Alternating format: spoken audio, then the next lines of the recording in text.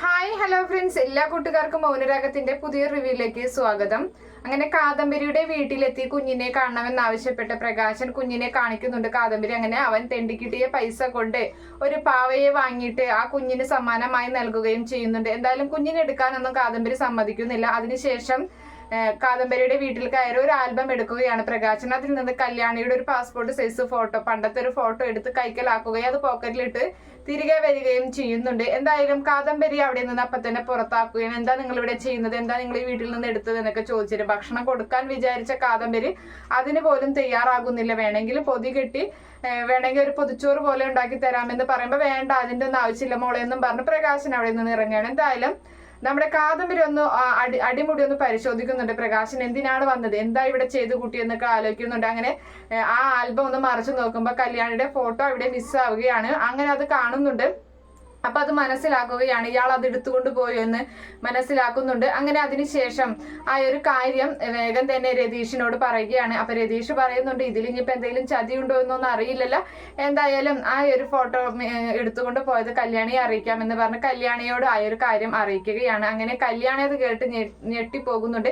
എന്തിനാ അയാൾക്ക് എന്റെ ഫോട്ടോ, അയാൾക്ക് എന്തിനാ എന്നെ വെറുപ്പുള്ള ആൾക്ക് എന്തിനാ എന്റെ ഫോട്ടോ എന്നൊക്കെ ഇങ്ങനെ ചോദിക്കുകയാണ്. അങ്ങനെ അതിനുശേഷം പ്രകാശനാണെങ്കിൽ ഈ ഫോട്ടോ വെച്ചിട്ട് പലപ്പോഴായിട്ട് ആ ഫോട്ടോയിൽ ഉമ്മ കൊടുക്കുകയും അതുപോലെ തന്നെ ആ ഫോട്ടോയെ കണ്ണീരോട് കൂടി നോക്കുകയും അതുപോലെ അങ്ങനെയുള്ള കാര്യങ്ങളൊക്കെ ചെയ്യുന്ന ആ ഒരു കാറിൽ ഇരുന്നു കൊണ്ട് കാണുകയാണ് കല്യാണിയും അതുപോലെ തന്നെ കിരണും. ആ ഒരു കാഴ്ച കാണുകയാണ് അവൻ ഇങ്ങനെയൊക്കെ ചെയ്യുന്നത്. എന്തായാലും കല്യാണിക്ക് കാര്യം മനസ്സിലാകുന്നുണ്ട്, അത് തന്റെ ഫോട്ടോ നോക്കിയിട്ടാണ് ഇങ്ങനെയൊക്കെ ചെയ്യുന്നത് എന്ന് മനസ്സിലാക്കിയിട്ട് അങ്ങനെ നമ്മുടെ പ്രകാശനെ ഏകദേശം അംഗീകരിച്ചു തുടങ്ങുകയാണ് കല്യാണി. അവന്റെ ഇതൊന്നും അഭിനയമല്ല എന്ന് മനസ്സിലാക്കിയിട്ട് അവനെ ചേർത്ത് പിടിക്കുക തന്നെയാണ് ചെയ്യുന്നത്.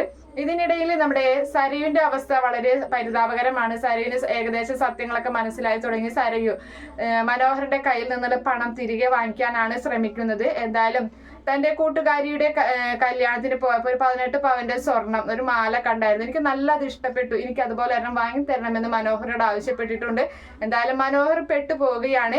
സരയു ആണെങ്കിൽ അതിൽ നിന്നും പിന്മാറുകയൊന്നുമില്ല. എനിക്കത് വാങ്ങി തന്നേ പറ്റുള്ളൂ എന്ന് ശാഠ്യം പിടിക്കുന്ന ഒരു ഭാഗമൊക്കെയാണ്. എന്തായാലും അങ്ങനെയൊക്കെ ഒരു ഭാഗമാണ് എന്തായാലും വരാൻ പോകുന്നത്. എന്തായാലും സരയു മനോഹറിന്റെ എല്ലാ കള്ളത്തരങ്ങളും കൈയോടുകൂടി പിടിക്കുകയും ചെയ്യുന്നുണ്ട്.